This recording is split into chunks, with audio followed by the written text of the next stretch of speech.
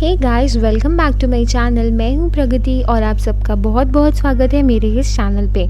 आज इस वीडियो में हम लोग टीजीटी कॉमर्स का सिलेबस और पेपर पैटर्न डिस्कस करने वाले हैं। मैंने ऑलरेडी इसके पहले वाली वीडियो में पीजीटी का सिलेबस और जो भी पेपर पैटर्न और एलिजिबिलिटी क्राइटेरिया वगैरह सब था उसे डिस्कस किया है।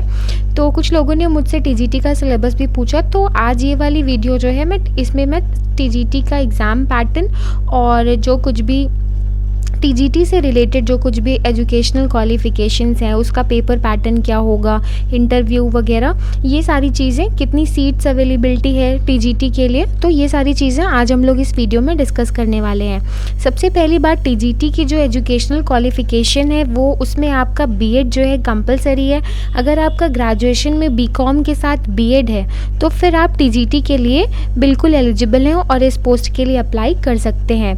जो टीजीटी है वो आपको लेक्चरर पोस्ट देती है क्लास 9th और 10th के स्कूल इंटर कॉलेजेस में, उस 9th और 10th के लेक्चरर के लिए।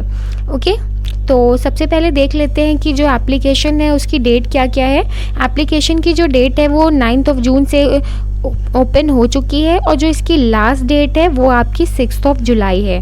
तो इस बीच में आप इसके लिए एप्लीकेशन कर सकते हैं। और टोटल जो टीजीटी की पोस्ट आई हैं वो आपकी 3539 यानी कि 3539 पद जो हैं पूरे आए हैं टीजीटी में। लेकिन हम लोग को कॉमर्स का देखना है तो देखते हैं कितने सीट्स आई हैं। और एप्लीकेशन फ़ी की अगर हम बात करें तो यहाँ पे कैटेगरी वाइज जो है फ़ीस आपकी अनरिजर्व कैटेगरी की 750 रुपीज़, ईडब्ल्यूएस की 450, ओबीसी की 750 और एससी की 450 और एसटी की 250। तो आप कैटेगरी वाइज जो आपकी फ़ीस होगी उसके अनुसार आप अपना एप्लीकेशन डाल सकते हैं।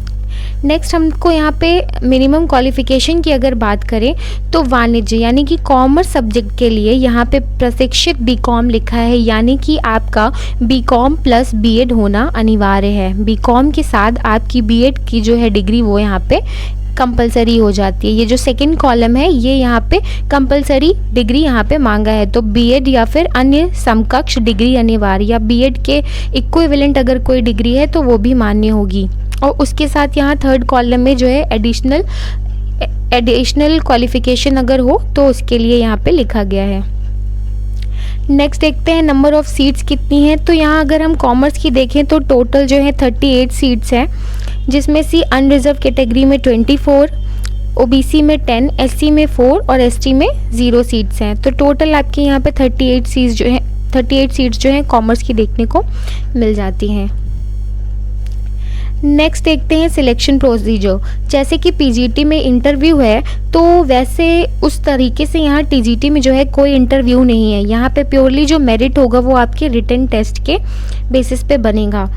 तो यहाँ जो सिलेक्शन प्रोसीजर होगा इनका वो कैसे होगा, सिर्फ और सिर्फ लिखित परीक्षा यानी कि जो रिटन टेस्ट होगा जिसमें कि एमसीक्यू पूछे जाएंगे उसके अनुसार ही आपकी यहाँ पे मेरिट बनाई जाएगी।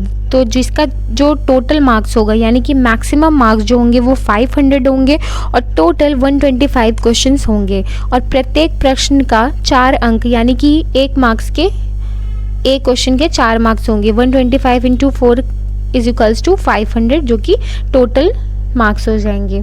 और समय जो आपको मिलेगा वो होगा 2 आवर्स। जो आपका टोटल एग्ज़ाम होगा वो 2 आवर्स का होगा और सारे ही क्वेश्चन एमसीक्यू बेस्ड होंगे और जो चयन होगा वो प्योरली जो है मेरिट पे किया जाएगा। अब हम लोग एक बार जल्दी से सिलेबस देख लेते हैं। तो यहाँ टीजीटी का जो सिलेबस है वो 3 सेक्शंस में डिवाइडेड है। सबसे पहले सेक्शन ए में अकाउंट्स, स्टैटिस्टिक्स और ऑडिटिंग है।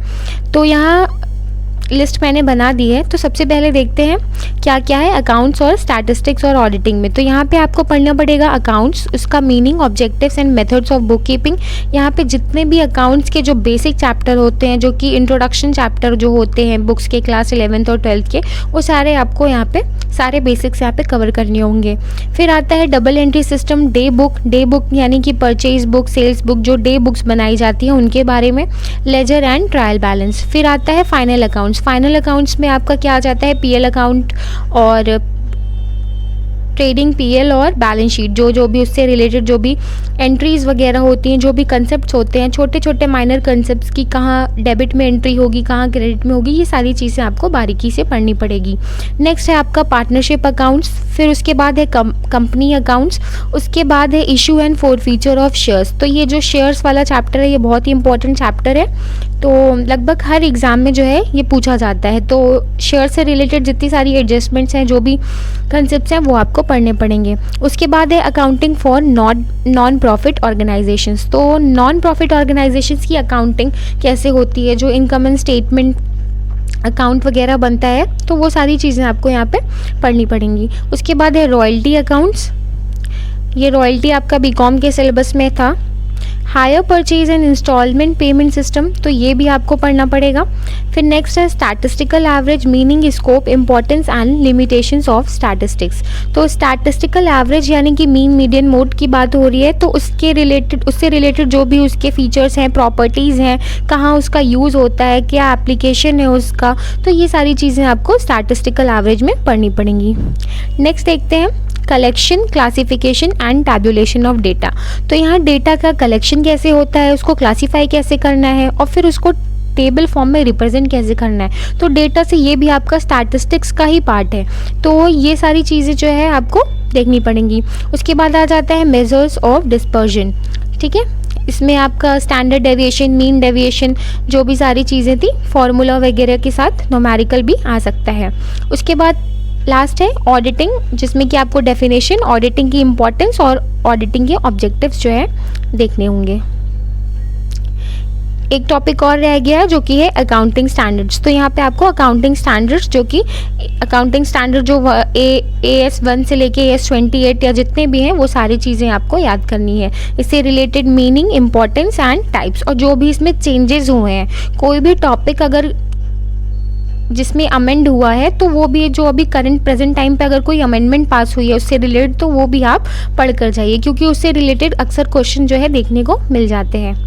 सेक्शन बी में देखते हैं। सेक्शन बी में क्या है, बिजनेस ऑर्गेनाइजेशन एंड मैनेजमेंट। तो बिजनेस ऑर्गेनाइजेशन में सबसे पहला है trade and culture, meaning and scope of business organisation. तो ये बेसिक आपका इंट्रोडक्टरी चैप्टर हो जाता है। नेक्स्ट है इंडस्ट्रीज़ एंड एनवायरमेंटल पॉल्यूशन, तो पॉल्यूशन के बारे में आपको पढ़ना है। फिर आता है फंक्शंस ऑफ बिजनेस ऑफिसेस, फिर फॉर्म्स ऑफ बिजनेस ऑर्गेनाइजेशन, ये भी एक इंपॉर्टेंट चैप्टर है जो कि हर जगह पूछा जाता है। सोल प्रोप्राइटरशिप, पार्टनरशिप, तो ये सारे जितने डिफरेंट फॉर्म्स हैं बिजनेस ऑर्गेनाइजेशन के, पार्टनरशिप हो गया, कंपनी हो गया, जॉइंट हिंदू फैमिली हो गया, कोऑपरेटिव बिजनेस, कोऑपरेटिव सोसाइटी हो गया, तो ये सारी चीज़ें आपको यहाँ पे बारीकी से देखनी है। नेक्स्ट है एडवर्टीजमेंट एंड सेलिंग, जो कि आपके मार्केटिंग का थोड़ा बहुत पोर्शन यहाँ पे इंक्लूड किया गया है, तो ये भी आप एक बार देख सकते हैं। फिर आता है डोमेस्टिक एंड इंटरनेशनल ट्रेड, तो इससे रिलेटेड जो भी कोई न्यू पॉलिसीज़ अगर गवर्नमेंट ने कोई अगर इम्प्लीमेंट कर रखी है, तो उसके बारे में ज़रूर से पढ़िए। नेक्स्ट है management, nature and importance of management. तो यहाँ पे मैनेजमेंट में आपको क्या क्या देखना है, मैनेजमेंट के नेचर, जो मैनेजमेंट के फंक्शंस होते हैं, वो सारी चीज़ें भी आपको यहाँ पे मैनेजमेंट में कवर करनी होंगी। फिर डिफरेंट आइडियोलॉजीज़ ऑफ मैनेजमेंट, यानी कि जो डिफरेंट थॉट्स ऑफ मैनेजमेंट, जैसे साइंटिफिक मैनेजमेंट हो गया, एडमिनिस्ट्रेटिव मैनेजमेंट हो गया, ब्यूरोक्रेटिक मैनेजमेंट, तो इन सब के बारे में जो इनके फाउंडर्स रहे हैं और इनके बारे में ये क्या चीज़ें डिस्कस करती हैं, किस थॉट को प्रमोट करती हैं, ये सारी चीज़ें आपको यहाँ पे देखनी होंगी। नेक्स्ट है मैनेजमेंट फंक्शन, यानी कि planning, organising, staffing, directing and controlling. तो ये आपके 5 मैनेजमेंट फंक्शंस हैं, इनके बारे में प्लानिंग प्रोसेस हो गया, ऑर्गेनाइजिंग प्रोसेस हो गया, तो जो भी इनसे रिलेटेड जो इनकी डिटेल्स है वो आपको यहाँ पे पढ़नी होंगी। और यहाँ का लास्ट जो है सेक्शन बी का लास्ट टॉपिक आपका हो जाता है मोटिवेशन एंड कोऑर्डिनेशन। ओके, तो यहाँ हमारा सेक्शन बी कंप्लीट होता है। नेक्स्ट देखते हैं सेक्शन सी को। सेक्शन सी जो है आपका economics, money, banking and Indian economy को कवर करता है। तो यहाँ सबसे पहला जो टॉपिक है आपका definition and scope of business economics. तो ये भी एक इंट्रोडक्टरी चैप्टर है जो कि आपको बुक का फर्स्ट चैप्टर में ही मिल जाएगा। उसके बाद है marginal and total utility and rules of marginal utility. तो ये पूरा यहाँ पे यूटिलिटी एनालिसिस जो है उसमें कार्डिनल और ऑर्डिनल जो कंसेप्ट्स हैं वो भी आप एकदम डिटेल में पढ़ के जाइए। उसके बाद डिमांड एनालिसिस पे क्या क्या आ जाता है। डिमांड एनालिसिस आपको पूरा पढ़ना पड़ेगा, डिमांड की मीनिंग, डिमांड का जो डिटर्मिनेंट्स होते हैं यानी कि फैक्टर्स अफेक्टिंग डिमांड, तो ये सारी चीज़ें आपको यहाँ पे देखनी होंगी। उसके बाद elasticity of demand. Okay, elasticity में भी 3 टाइप्स हैं, price elasticity, cross elasticity, income elasticity. Income elasticity सब चीज़ें जो है देख कर जाइएगा। उसके बाद मीन्स ऑफ प्रोडक्शन, तो यहाँ पे प्रोडक्शन फंक्शन भी आ जाता है, laws of returns and scale. Okay, law of variable proportion and returns to scale, जो कि यहाँ पे जितने भी लॉज हैं प्रोडक्शन से रिलेटेड वो सारी चीज़ें भी आपको ग्राफ और सब देखना होगा। नेक्स्ट है आपका पॉपुलेशन थ्योरीज। ओके, फिर उसके बाद आपका आता है ट्रेड, टाइप्स ऑफ मार्केट। ये ट्रेड के अंदर ही है टाइप्स ऑफ मार्केट, जिसमें आपका perfect competition, imperfect, monopoly, monopolistic, ये सारी चीज़ें थी। तो यहाँ पे सबसे पहले है price determination in the perfect competition and monopoly market. यहाँ पे स्पेसिफिक लिखा हुआ है कि परफेक्ट और मोनोपोली मार्केट फॉर्म्स पढ़ना है, लेकिन आप जो है जितने भी मार्केट फॉर्म्स होते हैं उन सबको एक बार देख सकते हैं, एक बार उसको व्यू कर सकते हैं। नेक्स्ट है यहाँ पे principles of distribution. Principles of distribution है, फिर उसके बाद प्रिंसिपल ऑफ मार्जिनल प्रोडक्टिविटी है। उसके बाद मनी में आपको क्या क्या देखना है, डेफिनेशन, फंक्शंस एंड स्कोप। और एक और टॉपिक यहाँ पे हो जाता है टाइप्स ऑफ मनी।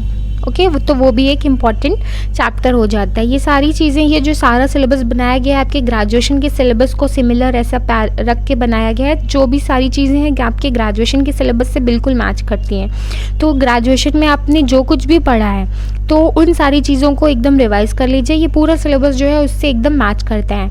नेक्स्ट आपका जो है यहाँ पर है importance of money in the capitalistic and socialistic economy, तो ये भी आपको पढ़ना होगा। उसके बाद आता है ग्रेशम्स लॉ, फिर है क्वांटिटी थ्योरी ऑफ मनी, ये जो फिशर्स की क्वांटिटी थ्योरी ऑफ मनी थी वो, changes in the value of money.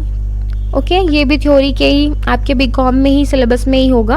उसके बाद types and functions of commercial banks, तो कमर्शियल बैंक्स के जो फंक्शंस होते हैं, एक्सेप्टिंग डिपॉजिट, लेंडिंग, लोन्स, ठीक है, तो ये जितने भी फंक्शंस होते हैं कमर्शियल बैंक्स के वो सारे आपको यहाँ पे देखने होंगे।